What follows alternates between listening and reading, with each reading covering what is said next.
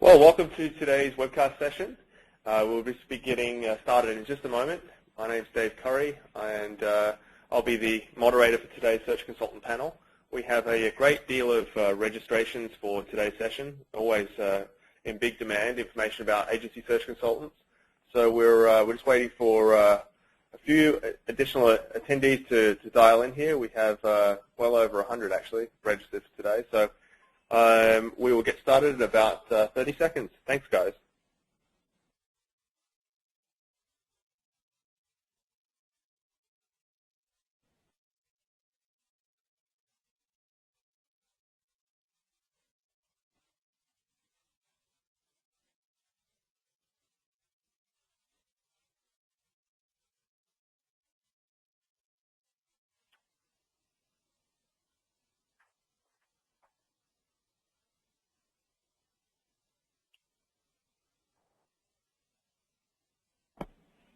Okay, well, thank you very much for everyone who's been registered to attend today on our topic of agency search consultants advice for new business.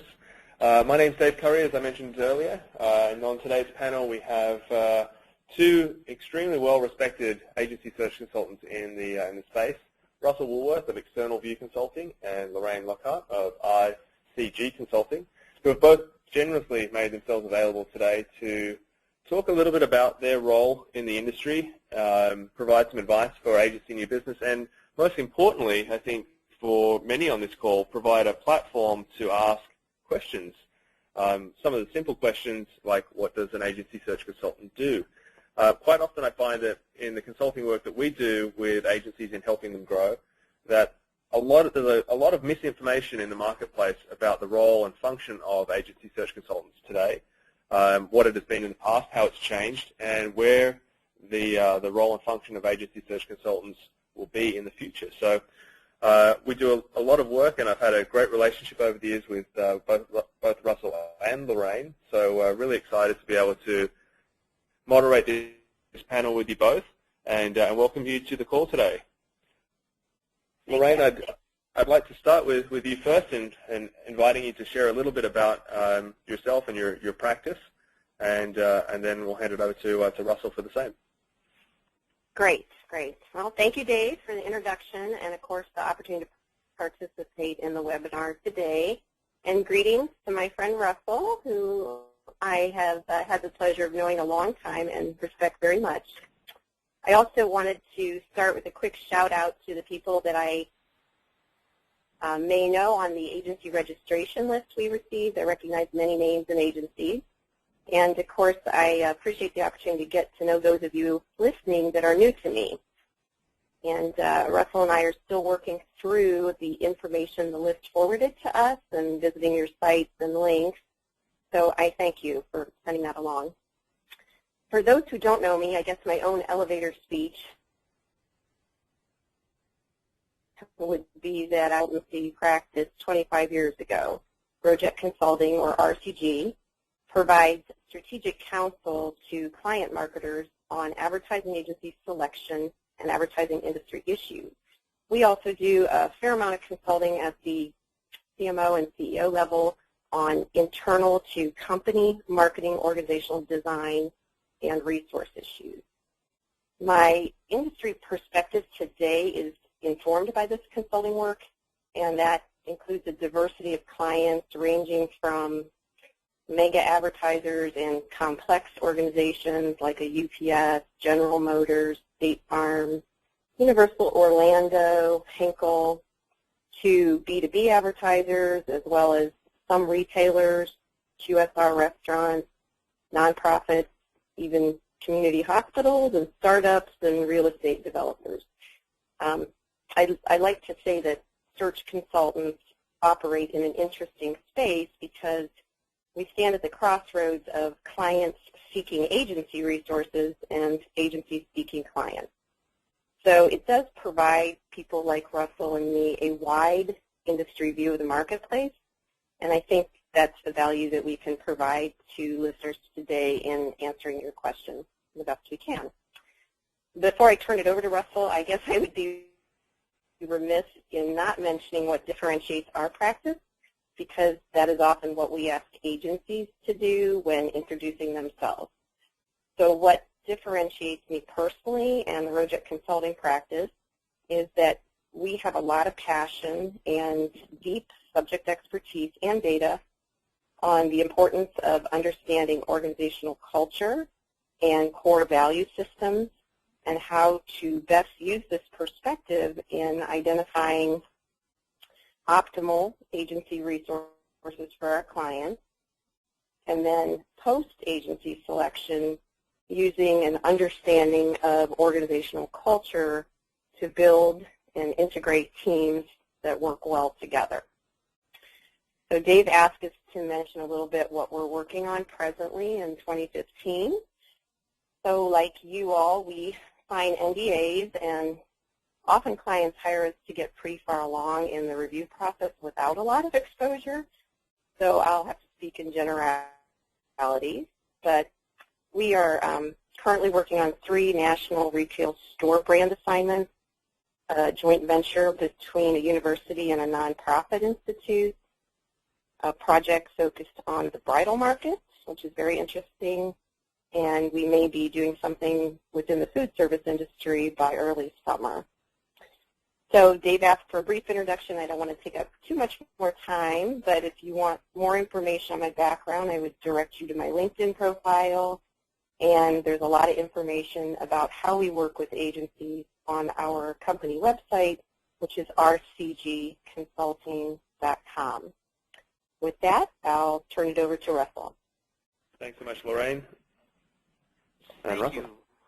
Thanks, Lorraine. And also I just want to send a shout out to you. Lorraine is one of those people, sometimes you meet, it's just a kindred spirit, and we've gotten along very well for a number of years. And just so everybody understands, I think for the most part, most of us search consultants are friendly with one another. There's some that hold themselves apart, but for the most part it's an interesting community, and it's great where I can call in a favor or something like that. So let me tell you just a little bit about myself and our business.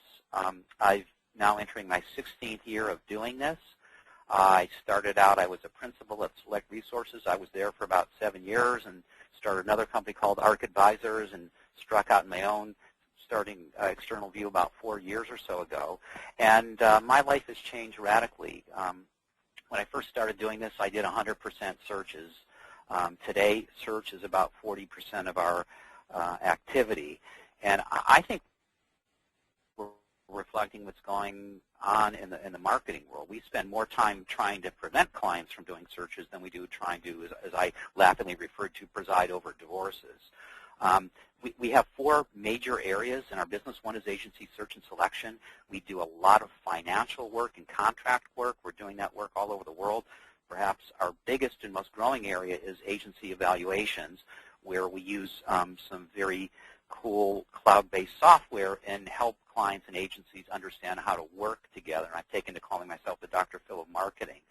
The other thing we do a lot of work with is helping clients understand and restructure their agency rosters for a very different and changing world. So while we still do a fair amount of searches, between 10 and 15 every year, it's no longer our core activity. I refer to it, some of you in the audience may not like that, but we refer to it to our clients as marketing agency supplier management. We just see this as a very complex web of interactions that aren't always solved by firing your agency. And a lot of it is looking at marketers' own performance and how they work with agencies. And in terms of what we've been doing recently, like Lorraine, we signed a lot of NDAs. We just finished a big global media review for Brown-Forman, one of, I think, the 3rd or 4th largest spirits brand in the world. We're involved in multiple evaluations for multi-billion-dollar brands. Some of these are on a global basis. We're doing 2 or 3 large financial projects. And we do have 2 or 3 smaller searches going on in the U.S., one in shopper marketing, one digital, and I can't remember what the 3rd one is. So that sort of sums it up as to who I am and what I do. Dave? Thank you very much, both of you guys. I mean, great introductions. Clearly there's a distinction between the different types of work that drive your respective consulting practices. Lorraine, you mentioned quite in the last couple of points that you made in terms of the the types of work that you're engaged in the project side, and more sort of areas of middle market as well as national brands. And Russell, you noted a couple of areas in working with some of those larger assignments on a global level. So certainly, just like an agency, you guys have different clients with different needs. And from my perspective, it's sort of being a non-biased third party in this little world. It's really interesting to see the similarities between a search consulting firm like yourselves and a marketing services agency in terms of the professional services that you provide and the different scope and types of clients. On to today's little bit of housekeeping for the audience. Thank you again to reiterate Lorraine's point in terms of those of you who updated your agency profiles that are provided to both consultants, and obviously as well the opportunity to submit those questions. So we'll weave in a bunch of those questions in the time ahead. We're also going to provide opportunity for live Q&A throughout. So just as those of you who haven't been as part of one of our live webcast panels previously, on the menu bar you have which runs this session for you. There is a little icon, a little area for you guys to type questions. So I'll be accepting questions throughout. I highly encourage you to ask the questions as we go through this session. I will not name names, so you can feel that you're anonymous if you like, or if you'd like me to state who's asking the question, please just say so. So it's a really good opportunity to get those juicy questions in now, rather than perhaps in a meeting or during a pitch doing your research for a particular client. I'll be making a recording of this session available, as well as the promise that was made in the invitation here is that Lorraine and Russell have generously provided the opportunity to provide one of you lucky agency business development teams a piece of their very valuable consulting time, providing you with a new business POV from their perspective. So a very valuable little reward there that we'll be making they'll be making a decision on post-event. So my advice to you guys as an audience is to participate and get your name and visibility up. Moderator panel approach, very straightforward, and we're going to get started right now. So I think, in terms of the modules that we're going to run today, the first here, I think you did a great job, guys, of giving a little bit of a perspective, setting the stage here. Lorraine, I'll direct the first question to you. How many agency search consultants are there out there, and could you talk a little bit about, briefly, some of the differences between them? I think we've heard the differences between perhaps yours and Russell's, but any other models out there that you're aware of that the audience should know about? Okay, sounds good. I guess if I started by saying there were too many, that wouldn't seem very nice, would it? So, but I'm just kidding. There can be a lot, or there can perceive to be a lot of, quote, agency search consultants as a niche.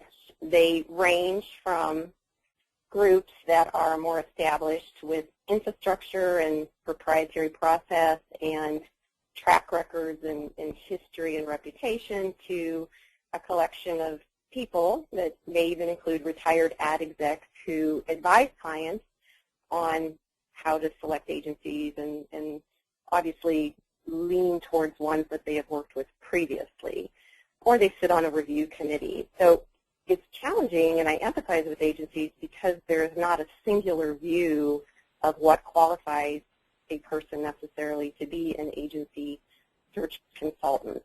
They vary by business model, and they vary by scope of work and the ways that they're engaged by clients. Some advise clients on strategic issues. Others deliver very defined processes that allow client organizations to efficiently move through agency reviews in the market. Others are more tactical in producing lists, long lists, if you will, for RFP distribution. Others coach agencies on speculative work assignments that are presented to clients. So it's a very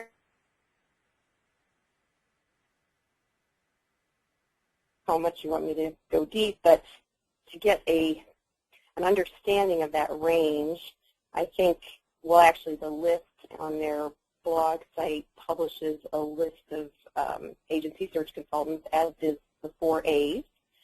and there's probably maybe 50 to 60 names on that.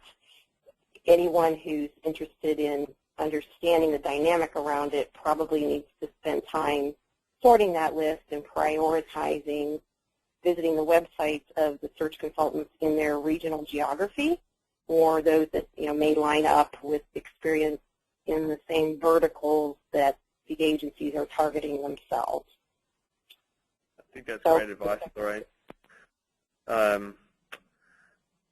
I think it sort of certainly begs the question to many on this call, with such diversification in the types of work that consultants do, and becoming even more diversified than just search, to Russell's point. Russell, would you mind spending a little bit of time on just going through the basics of how does it all work?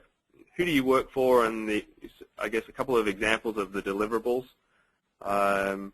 including how you guys are compensated or paid?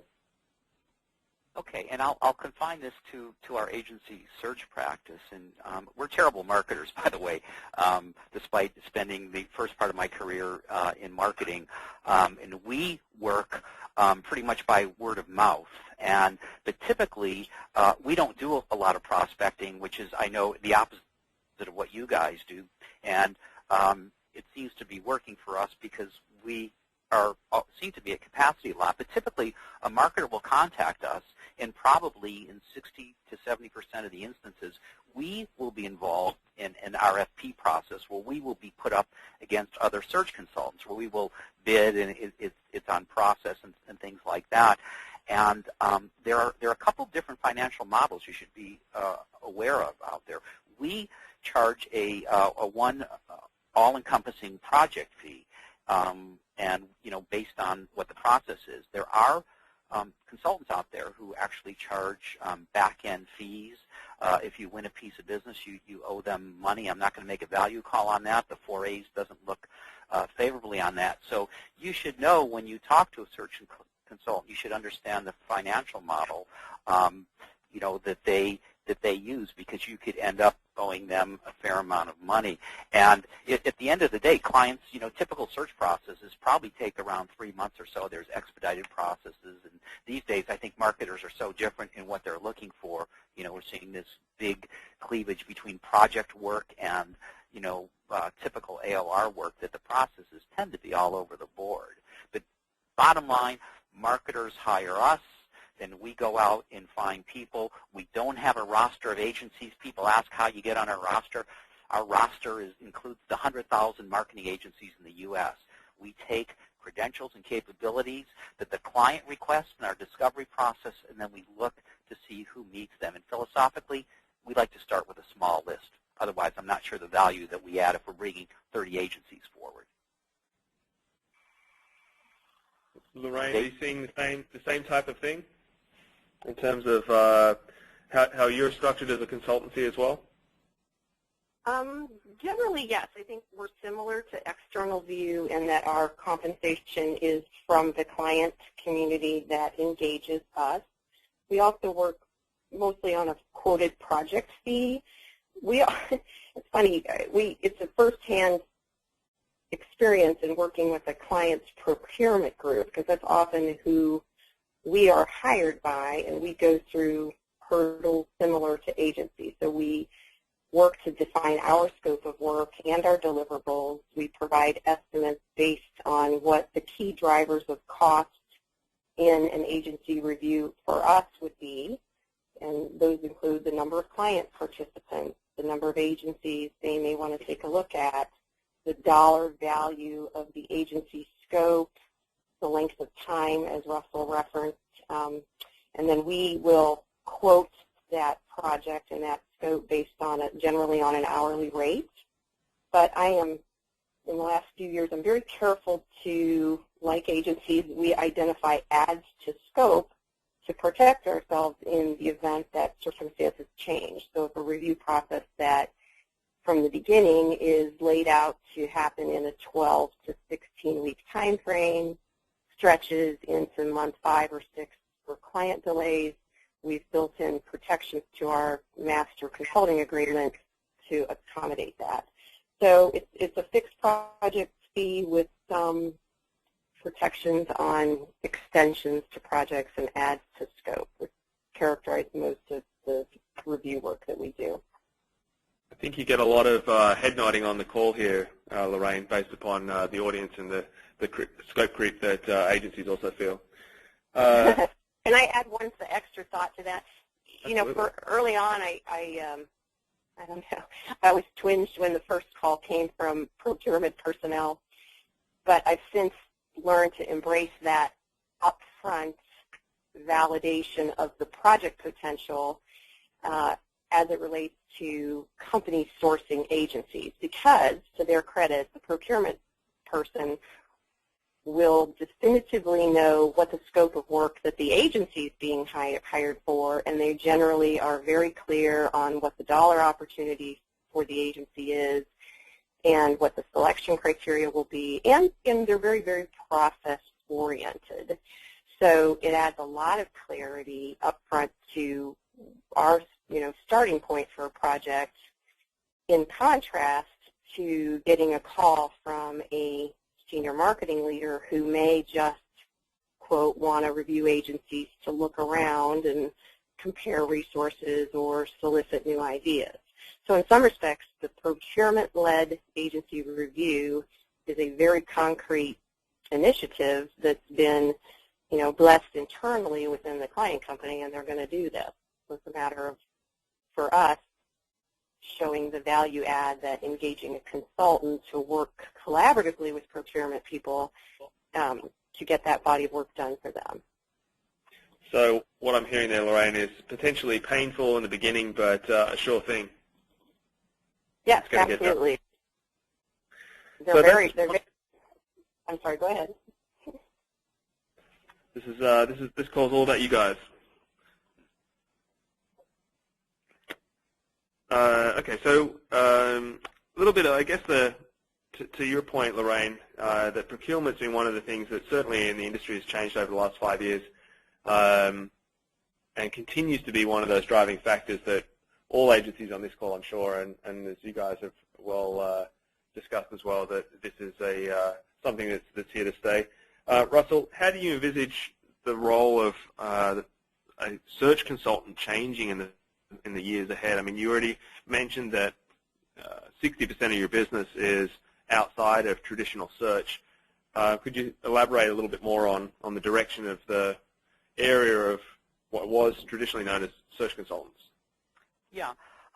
I may be an outlier in this regard, but I feel that so much agency search uses a model that started in the late 80s, 90s, and it's sort of confusing for me because everything else in marketing has changed, and why hasn't search changed at all? So I do see the role of just endlessly looking for new agencies. I think it's changing a lot because marketers are changing, and in fact, I would argue that marketers are controlling their destiny to a degree that they never did before, and a lot of them are questioning, what is the value of an agency? We're seeing a lot more project work I talked about. So I think just presiding over, old-fashioned, very expensive, very time-consuming searches is probably, past its height and on the downside of the curve now. I think again, I can't speak for everybody, we've chosen to take a much more consultative approach to clients because at the end of the day, just running a search process is something they can do. Procurement does a very good job of that. They don't have the insights we do. They don't meet and they don't have materials for hundreds of agencies. But I see the role of search continuing to reduce. You take a look at the number of searches, and I believe I'm correct in stating that it's gone down quite a bit. And if 2015 is any kind of indicator, I think it is new business is not great this year. New business for consultants, or new business for agencies? For agencies. I mean, I know there's, we look at the statistics. There's not a lot of those big, giant searches going on, and just judging by the amount of inquiries we get, I don't think 2015 is shaping up so far in Q1 to be a great year for new business for agencies. Lorraine, your thoughts on that?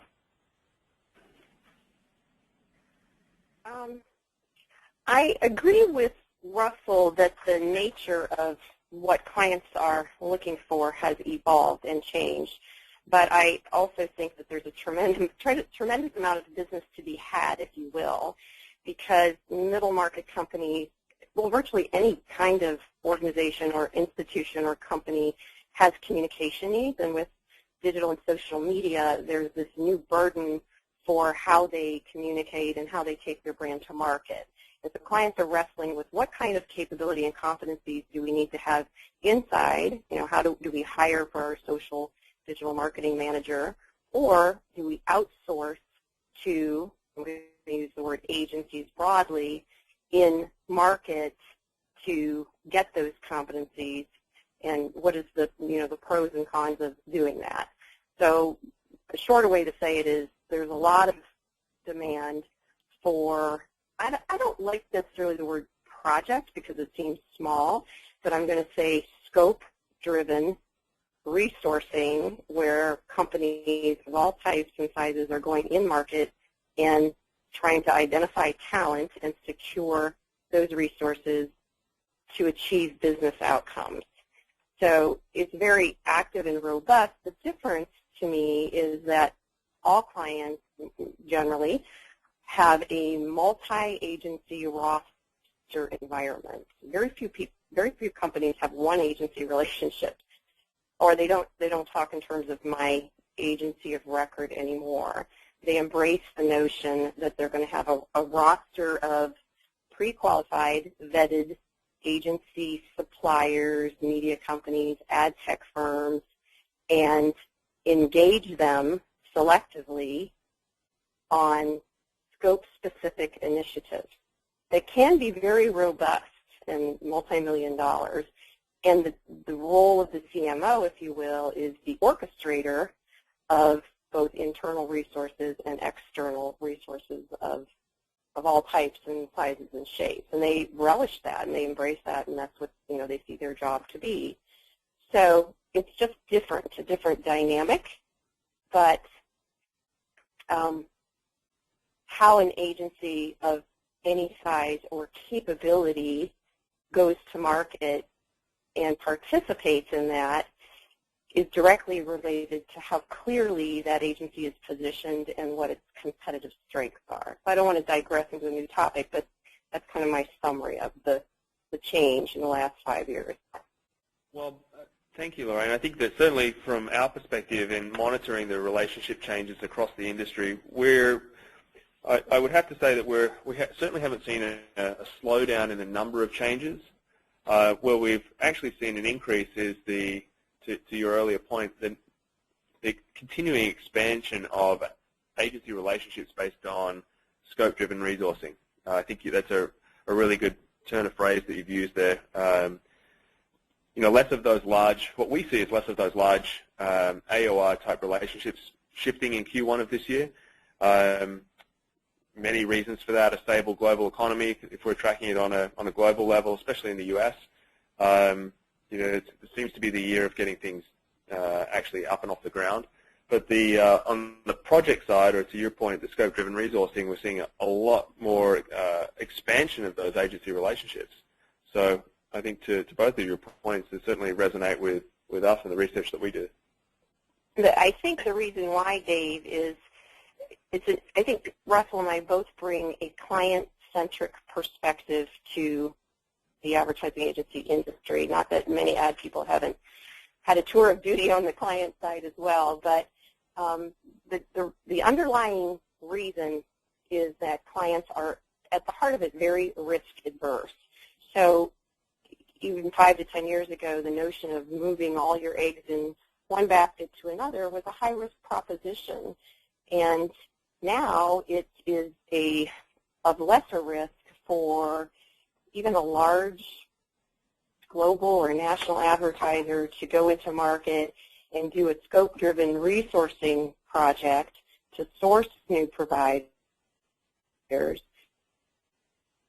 They add them to the roster right away, but they can engage them against the scope of work in theory, the agency is successful delivering on that scope of work. They build relationships internally, they build credibility, and then they participate in the budgeting process that client moves through late in the year. So they're in position, if you will, having been vetted and approved by procurement and risk management and legal, and they're active in the AP system, and lo and behold, that client will start to swing more fee dollars to the agency that's on the roster and working effectively. So it's a little tricky because we may go into market today with a scope of work that's, quote, project specific, but it's truly the foot in the door. And I would encourage agencies listening to take any of those opportunities to prove yourself and get on a client roster as the means to be in position to receive future work, greater fee opportunity, and really build the trusted relationships that precede the big opportunities. A really great point, and I think on that side of things, there's some really good advice which sort of segues into our next area of your respective roles in relation to how to work with agency search consultants from an agency perspective. So, Russell, I'll start with you in terms of there's a number of questions that have come in online, so I'll sort of put these together. Talking a little bit about perhaps the type of work that you do and how that would reflect on which agencies make sense to be on your radar, and then Lorraine, I'll hand the same question over to you, because I know from working with you both that there's potentially quite a difference in the types of agencies that would be appropriate to establish a relationship with. Okay. So my response is, one of the problems is that, again, in our client discovery process, we let their needs and everything from, desired size and skill set define the long list. We tend to have larger clients, although not always, but one of the problems with a larger client is that they're going to want to see work on your roster for similar large clients unless you're doing really innovative work. And we always get this question from the smaller agencies, just give us a shot, just let us in here. The reality is, if you're doing a project or something for a client with a multi-billion-dollar budget, and you may have some big brands on your roster, but they're the local affiliates, they're going to want to say no. They feel it's a bit of a risk there, and we agree. We think anybody in the world is capable of doing anything, but there's a sophistication level dealing with these very large clients, understanding, working with procurement, understanding, working with big brands. So we don't take the stance that, gosh, we'd like to get everybody in here. We want to see not just your experience, but your experience with similar size clients. And I know it's hard for small agencies. How do you get the experience if you don't have it there? And that's really difficult to do. But we really, we take some risks because we're taking these small long lists, and the client is looking to us to be the decider. And we've just seen many times, I've led agencies I've never heard of and who had some promising work, but just lack the sophistication level. So there's a number of criteria that we look at to include you in a long list, and we just do not want to make these extensive long lists because it's difficult for us to get our hands around these big lists, and it's difficult for the clients. Dave, throw it back to you. So, Russell, could you just provide a little bit more detail on how you would define maybe a small, medium, large agency? I've noticed that's a little different across different consultancies, so I'd be curious as to your definition. Yeah, I mean, we have a couple. Well, typically in terms of, we look at either billings or revenue. We can look at either one, but typically in billings, which are becoming less and less, relevant in today's multi-channel world. But to us, a small agency is really, under $100 million in revenue or in billings, and maybe $10 million in revenue, and in less than 75 people or so. There are times when we're looking for small agencies, but it's generally not in an AOR assignment. And then a medium-sized agency is probably, in terms of billings, between 100 to maybe 250, 300 million, and a large agency would be somebody over that and have multiple offices. So, you know, I know everybody throws the term small agency around interchangeably, and it's one of the things to everybody in the audience you should check with the consultants to see who do you primarily work with, because one of the things that I think agencies fail to realize is that it costs money to hire a consultant. What you don't probably realize is it's the larger clients that have the money to hire a consultant. So just consultant-led reviews tend to gravitate towards the larger opportunities, not the smaller ones. Mitigating the risk. Exactly. And we have no problem with putting, Lucky Strike Extra. The definition of who a small agency has changed. 20 years ago, a small agency was defined by people, but today you can have, look at Ty Montague and Rosemary. They've got Co, and it's a little agency that's 20 people, but some of the foremost marketing people in the country. So, again, I'm very circumspect when I talk about a small agency. It all depends about your credentials and capabilities. My message to you is you're a small agency, you're a regional agency, you're doing work for regional clients, or it could be big brands, but sort of the regional outpost. We do consider that sort of small. Thank you, Russell. In the small camp. Back to you, Lorraine, in terms of the types of agencies that you're most likely working with and so forth to bring the audience up to speed on your practice. Well, I agree with Russell in some respects that I'll go back to the clarity of how an agency, irrespective of size, is positioned in market with credibility and proof points as to that capability claim is probably more important than size, except in very large, sophisticated reviews where there is, a necessary critical mass, except sometimes, as I mentioned earlier, sources when a large advertiser has 25 agencies on its roster, yet doesn't have its needs met. It's going to hire a consultant to go in market and identify a competitively superior resource that, I don't like the word specialty, but well-targeted resource. So I'll go back to my example right now. We're active in the bridal category. In this particular scope-driven resourcing project, does it matter if an agency that developed work in the bridal segment and with a creative in the scope with a certain aesthetic and visual design is a 50-person agency or a 300-person agency? That's not the driver in this particular review. Our ability to efficiently go source those agencies in the market gets back to the idea of how well an agency is positioned, how its website reflects that positioning, if the agency is registered on industry databases and filled out the profiles and the keywords that would allow us to find them, and then they, differentiate and rise to the surface and align with the very specific scope that we're looking for. So I hate to be long-winded in my answers. I'm not a short answer person, so I apologize. But certainly we're more active in what I would call middle market, regional reviews, scope-specific sourcing.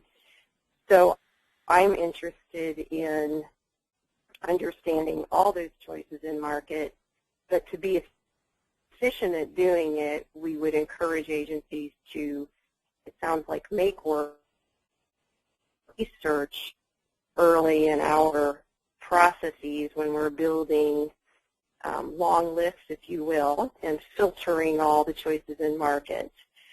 But the key point in building, as Russell said, in building those long lists is that we're often challenged within client environments to build the case as to why a particular agency is being recommended to either receive an RFP or for a client team to get on a plane and go visit them in market, or to engage them to share strategic work that informs a tight proposal. So in building the case, we need to identify those agencies the client will perceive as competitively superior. And I have a lot of respect for agency people. I totally understand that most of them are capable if given the chance to do work, because everybody has had a diversity of experiences and is quite skilled at a certain point in life.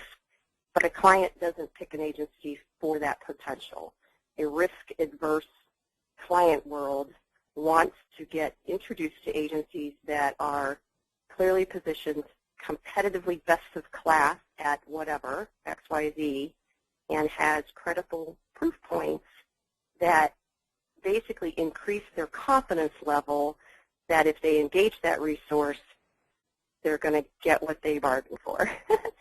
So that's my long answer. I apologize. And Lorraine, I just have to agree with you because, clients are basically putting their job on the line in an agency search.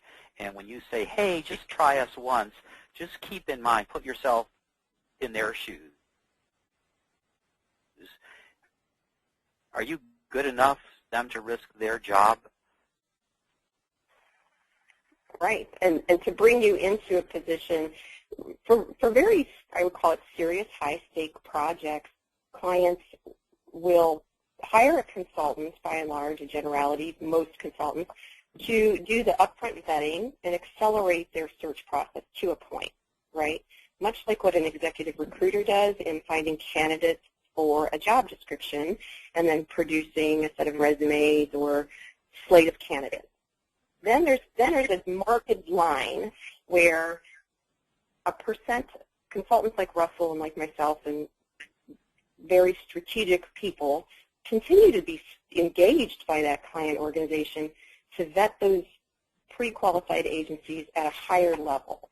And that's where you're given strategic briefs and you'll take a client team to meet with an agency on site at the agency and you'll discuss business issues. And my earlier point about organizational fit and the cultural dynamic and the beginning of teaming becomes apparent. And it's a very experience-based way that clients can that engaging agency XYZ and directing X million dollars towards that relationship to immediately activate and produce a body of work that, as Russell said, they're on point to deliver internally is a whole different thing. It's almost like then the search consultant functions like an architect, right? And you're building the brand house that the client and agency is going to move into. Well, I think certainly some very valid points there in terms of clarifying the perspective that you guys are able to bring to the agencies on the call today. Lorraine and Russell, you both mentioned databases that you use for creating your lists. There's been a number of questions that have been submitted online, as you might imagine, for how do I get on these databases? So could you spend just a minute or so elaborating a little bit on some of the resources that you use? And I think that would be greatly valuable to the audience here. Sure. And I would just say I think most established search consultants, if you go to their websites, have some pretty clear information needs or ways that they ask that you submit capability material. Or in our case, if you go to rcgconsulting.com, there's a menu bar for agencies, and there's an online registration process. It's pretty straightforward, and it's a lot of factual information, but we do have open-ended questions about agency culture and leadership and, some things that maybe you aren't asked in registering on the 4A's database. The list, the sponsor of the webinar, has a database that we access and search in doing upfront work on reviews.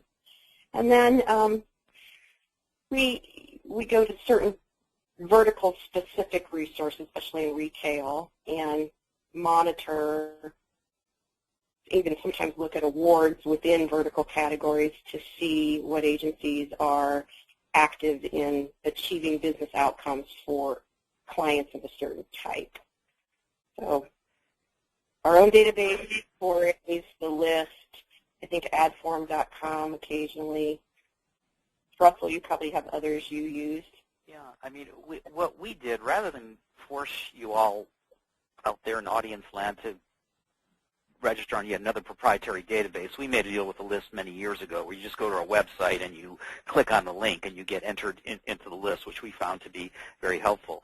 The other thing we do, there's a number of lists. Again, our practice last year, 70% of it had a international or global focus, but there's a number of resources we use. One of the things we really like, though, is we've got creds decks and copies of work that we keep for agencies, and send us your stuff in digital form. That's really quite helpful because there's nothing better. It's one nice thing to understand where you're located and who your clients are and what your key capabilities are, but there's nothing like looking at a creds deck. And incredulously, I had an agency the other day who wanted to come down and meet with me, and I said, we're just really busy. We're getting upwards of 100 requests a week. Can you send me a creds deck? And he says, oh, we have a really difficult time explaining who we are in writing. And I'm thinking, oh, gosh, I would never put your agency in a review if you can't.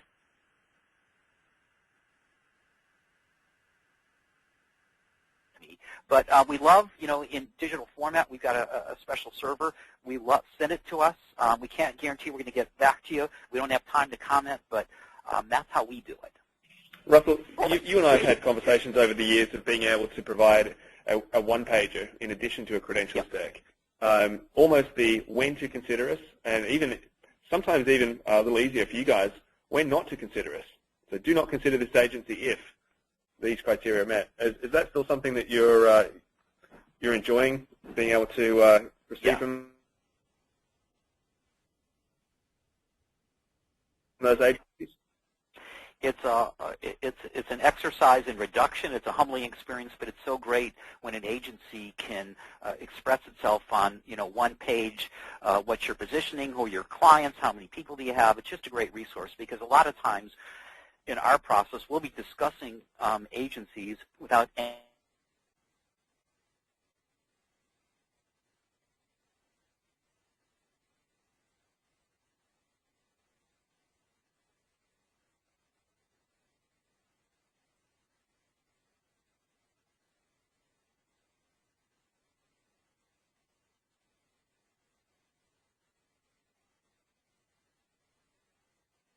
what everybody says. I'm finding it very difficult today to figure out what do agencies do for a living. They've all got, they spend so much time with these really cool positionings. I have no idea what most of you do. And I'm going to throw in one more free tip. Don't ever on your website, the worst thing in the world is to have an anonymous, send it to new business at XYZ agency. I'm a big marketer, and I'm going to send a confidential email to somebody I don't even know on your website. New business is very intimate. Put a contact person or a phone number. Don't just leave it up to a new business email address. End of sermon. I think, can I add something, Dave? I know a number of smaller agencies called in to listen today. I do think a singular key fact sheet that is available on the website, downloadable, is a basic and affordable snapshot of what the agency is all about. So that's a great idea. They can't all have the same tools in the toolbox that larger, deeply resourced agencies with new business development departments have, but the one-page key fact sheet with clarity on competitive strengths and capabilities, proof points, current client lists. That's a beautiful thing. I think really good points there, guys, and certainly something that we're on the front end of the tip of the spear on in terms of being asked the same questions. I'm just going to jump to a question that was submitted through the session here. Does the term, a little bit about positioning, I guess, does the term advertising agency pigeonhole agencies as too traditional in the current media and technology climate? Without a doubt. It says old-fashioned to me. I think the 4As should change its name to the American Association of Marketing Agencies. Mm-hmm. I think there's a percent of clients that still use the nomenclature advertising agency especially those in the procurement world. They're still getting their feet wet on what Marcom suppliers do and the diversity among them. I don't disagree with Russell, but I think the advertising agency is the starting point, and it begs further definition in the specific portfolio of services that that firm provides and where on the spectrum it falls in its true capability. But I don't think it's a completely outdated word from a client perspective. Manufacturing-oriented companies is a very accepted term, or ad agencies, our ad agency roster, service companies. So clients use the word that way. Well, let's talk a little bit about, just for 1 minute perhaps, to dig a level deeper on that. Any terms, phrases, descriptors that really ring hollow to you guys? I mean, things that are turn-offs, not just to consultants, but to the client. What are some of the buzzwords that we should kill? Gosh, where do we start? I know marketing is all about experiences, but the fact that you're an experience agency really gives me no understanding of what kind of experiences you do. Let's start with that one. Lorraine? I think it's again a matter of layering definition quickly to add clarity to what your offering is in market. So when you start with full service integrated marketing communication agency, table stakes, there's thousands of them. It quickly has to, think about legs on a table, it quickly has to be built out with that specializes in health, healthcare, and pharmaceuticals, or travel and tourism, and sponsors proprietary studies in consumer research on Instagram and e-commerce, or whatever it is, and the offering, if you will, is fleshed out with increasingly competitive points of difference around capabilities. And it doesn't mean that for the mid-market and smaller agencies that you don't continue to service the community hospital or regional bank on your roster or all the nonprofits that you do project work for. It just means that you go to market with clarity on, especially among targets, defined targets that you've proactively identified, with a clear statement of your business offering and with definition around portfolio of services, competitive strengths, proprietary products, services, capabilities, talents, strategic alliances. Then for me, and this is what starts to separate choices in market, if an agency is adept at developing a narrative around its brand that infuses that offering with its organizational culture and its core values and its mission and purpose and why in the world it was founded and why, those people get up and go and do that job every day, then you start to get the flavor for what makes this agency unique and special and the talent that exists within it. And that's a very cool thing. And then for us, we say, aha, that group will align with this client organization in a really powerful way. So that's kind of how we layer up from the very basic information to those differentiators that serve to inform an agency brand among a sea of choices. And don't get lost in the overly creative language, just something basic, descriptive. I met an agency in Brazil last year, and I thought this was one of the best positionings I'd ever heard. He's a world-famous creative guy that worked at the agency DM9 down there, and he said, we're a local agency that services global brands coming to Brazil. And I thought, wow, what a great, piercing observation. You don't need this overly flowery, creative wording. Just give us an idea. You're a regional agency that specializes in this or that. That's the kind of descriptions that I like because I understand who you are and what you do. Great point, Russell. I think certainly an area for further review. I've got one of the questions here that I want to jump to in respect to timing as well. We've got a lot of agencies with digital capabilities, significant digital capabilities, as well as full-service digital agencies. Interested to learn a little bit about how you guys are seeing trends evolve in terms of the CIO or CTO being involved in searches and agency optimization type engagements rather than just CMOs, which is historically the key target for many on this call. I think if I could speak first, it kind of goes back to that issue that I mentioned earlier that clients are facing. What competencies and capabilities do we want to recruit and build in-house and do ourselves? And then what is the gain for us if we outsource and acquire that capability externally? Does it accelerate our development toward, a vision and whatever, building an e-commerce site for the brand or something?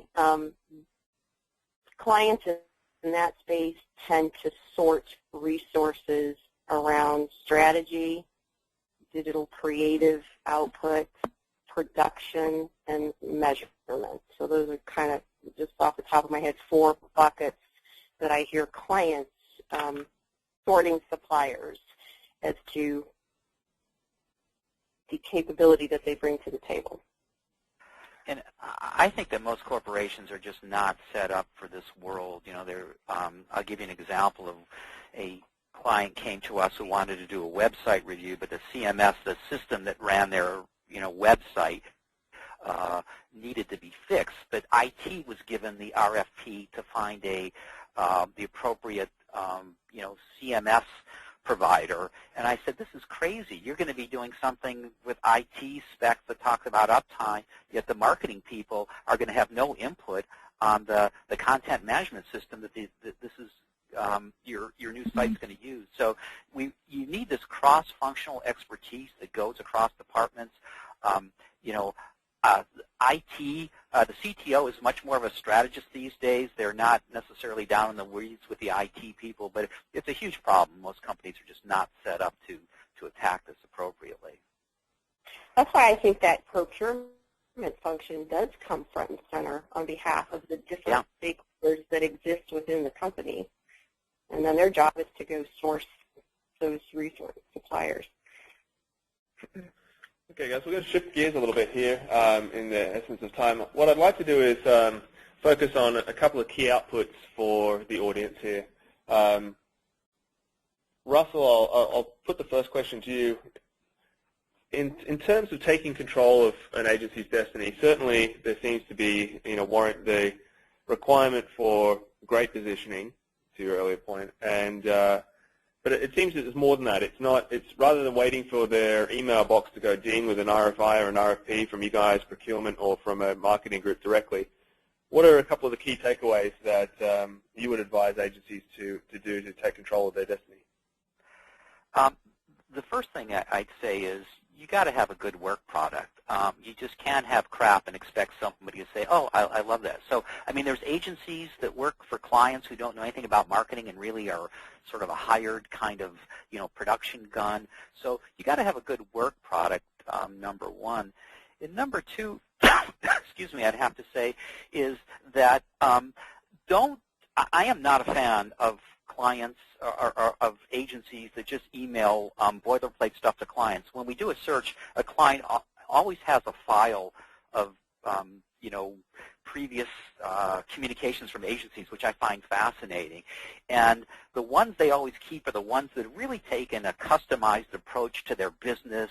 Clearly wasn't boilerplate, hi, you're in the whatever industry, we know you're being threatened like ever before. And just from 16 years of clients showing me those letters, what I would say based on what clients think sticks in their brain are some degree of a personalized approach talking about a client's actual problems versus boilerplate. That really works well from my experience. Russell, just to add on to that, certainly resource and time constraints. If you're an agency sitting on this call, what is the amount of effort that you would put into working the search consultant angle versus more of the customized approach to clients direct? First of all, the vast majority of searches done in the United States are conducted by clients, probably upwards of 80 to 85%. So if you're a statistical person, you would understand that, do you want to put your money in the 15% or the 85%? The second point is that you should really be, if you're a small agency that's really doing regional work, and it could be, I'm sure it's very fine work, but if you're not working with big brands, search consultants tend not to work with smaller agencies that are not doing work that's getting on the, awareness of Creativity Magazine, Ad Age, et cetera. So people tell you search consultants are a great source of new business. If you're a small agency, we're just not. We're just not working with the clientele, and I think, it's nice. We'll be happy to take your materials because, there may be that, 1 to 5% of the time when we need an agency like yours, but the majority of the time, we're not looking for really small agencies, and that's the honest-to-goodness truth. So play smart and work the statistics. Yep. Lorraine. Hello? Lorraine, hi. Some advice for key takeaways for what does work from your perspective for agency business development. Outside the search consultant channel, I would say a holistic approach, and this applies to an agency of 1 or an agency of 1,000, to move through very disciplined business basics. You move through a solid plan, a solid position of what you're going to do in market, and then a promotion module, very proactive and intentional, just like you do for your clients.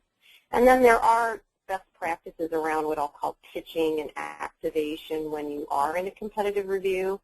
And then I think there's a whole pillar around prospering with current clients and organic growth. So I'm big on that holistic, comprehensive plan, position, promote, pitch, prosper with current clients, and you will grow from a position of competitive strength, build reputation, build credibility, build relationships, and it aggregates up in critical mass for bigger and bigger opportunity.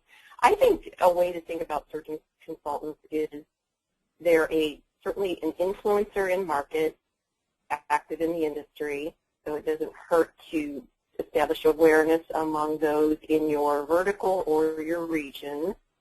And then beyond that, I think agencies need to be very disciplined in proactively targeting prospects where they have a strong story to tell.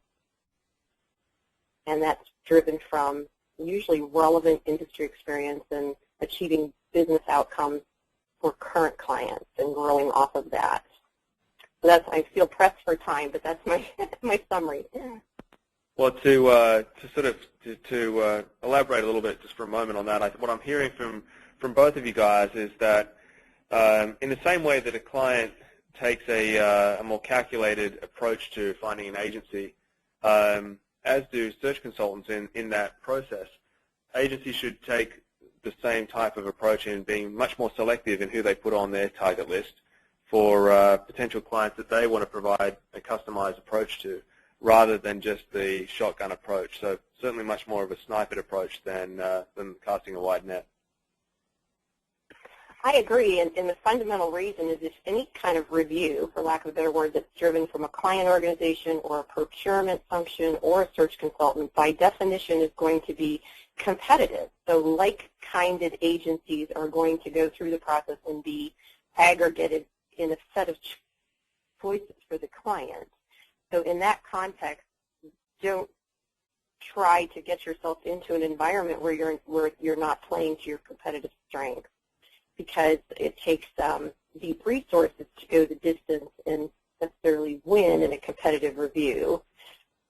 It can be equally productive for agencies to chart their own course to targeted industries or companies with cultures that they think they would work well with, or strategic issues where a company's in a certain life stage, and if the agency is intentional in prospecting among those targets where what they have to offer resonates, then I think that their new business development efforts will be especially productive. Thank you so much, Lorraine.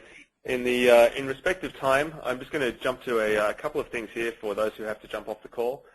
Some resources that I've put up on here on screen, obviously the list and Daily Vista. Lorraine's consulting practice, rcgconsulting.com, and some of the positioning, agency positioning materials and workshops that are available through lockhartpartners.com, as well as External View, ext-viewgroup.com. I'm also putting up on screen, for those who have to leave, contact information for myself, Lorraine, and Russell. And there's a couple of other questions that have rolled through that I want to make sure that we get to. So if you're able to stick around, great. If not, we will be providing a recorded version of this session via an email link in the next 24 hours. So keep an eye out for that. And thank you so much for participating. So just with that, guys, I know that there were a couple of other areas. Russell, you had just, I heard you just wanted to chime in there for a moment, so please take the floor. I forgot what I wanted to chime in on. It was something very important, though. It was, I'm sure. Well, one of the questions here that was asked that I wanted to get to was certainly in respect to the issue of getting materials to you guys. There's still a lot of questions coming through on what's the best way. Really, it boils down to what's the best way to get onto a search consultant's radar. So I wanted to make sure that we answered that in as concise way as possible. I think you've done a great job, guys, of both explaining that, but if you could just recap that one, that'd be great. Yeah, can I jump in here for a minute? Because we are getting upwards of 100 inquiries a week in Q1 of 2015. So it's March, so multiplying, you'll see the numbers. And I don't know if somebody's telling you all, it really wants 15 minutes of our time. We'll multiply 600 people times 15 minutes, and we work for clients. That's how we get our revenue. I could spend all my time talking to agencies, but then unless I win the lottery, I don't have a business model or any income. So rather than having individual discussions and about how we work, which we talk about on our website, we would love to get, as we've been talking about throughout today, a fact sheet, a creds deck, and samples of your work. Beyond that, we just don't have the capability to talk with hundreds of people, every week. So that's how you can get, our radar screen is sometimes open and sometimes very closed. It's being a very busy year. So please, I can't spend 15 minutes on the phone with you, but I would love to get your materials, which we do end up looking at. We sort of all get together, look at the materials, and see if there's anything notable. At least that's my definition of getting on our radar screen. Lorraine? For me, just to be direct, if people go to rcgconsulting.com, look at the nav bar, there's information for agencies. You click on that link, and I think it's on the left-hand side, there's a module for agency registration. And it probably takes less than a half an hour. If you profile your agency in that regard, that would be tremendously helpful. If you click around, you will connect to a toolkit that we put together for agencies that pretty much takes all of the things we talked about in 25 years of experience and distills it into materials that we think aids agencies in being more effective in business development. So that's available if people want to access that. Beyond that, for me personally, big news, mergers and acquisitions, if you acquire capability, if you have big client wins that change the game where you have all of a sudden you're going to hire and you leapfrog and have great critical mass as a result of some big win that you've had, those are noteworthy things to send an email and give us an update. I think if you update your profile twice a year and keep us current, that's wonderful. Always being receptive to a call and quick to respond to inquiries about current client lists, because a lot of times what we do is vet competitive conflicts of interest for clients up front, and that can be challenging at times to get a hold of people and really ascertain if the clients referenced on a website are indeed active and what exactly you're doing for them. So responsiveness is key. Those are some of the highlights. So what I'm hearing is provide big news twice a year with brevity in a digital format, and be responsive to when you be responsive as as you would expect a business development person to be. And Russell, going all the way back to one of your earlier points, make sure that there's a new business development contact on your agency's website. I guess, can I add one more thing, just so we don't seem overly clinical and information-oriented? I mean, I think Russell and I both go to industry events. I do enjoy meeting people.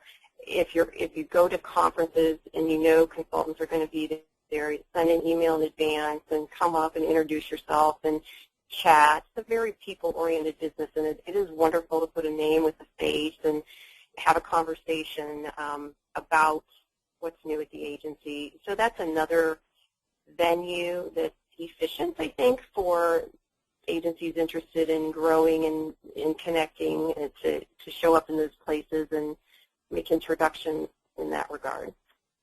And I would like to add one more thing, too, about why you should, even if you're, despite the fact what I've talked about that, most of our searches tend to be for larger agencies. A lot of times we'll get clients of ours who will say, hey, we don't want to do a search. We just want to have an additional resource. Can you point us in the right direction? And that's when it's handy to say, you know what, I don't know these guys very well, but here's a couple of agencies that meet that criteria you may want to talk to. Now, when people off the street say, can you recommend an agency, we say, no, that's what we do for a living. But for our clients, we get asked a lot about other resources. So even though we may not put you in a formal review, we're always exchanging information with our clients. So there's another reason to at least let us know you exist and give us, some examples of your work product. So it rolls up to general marketing practices, guys, ironically. Yes, we all should be very good at it. Right. Well, thank you so much, both. Lorraine, thank you very much for taking the time out of your schedule to help inform the agency audience today. Russell, likewise. I know you've had a busy travel schedule as well the last several months, so thank you both very much for taking the time to work with the audience here and myself today.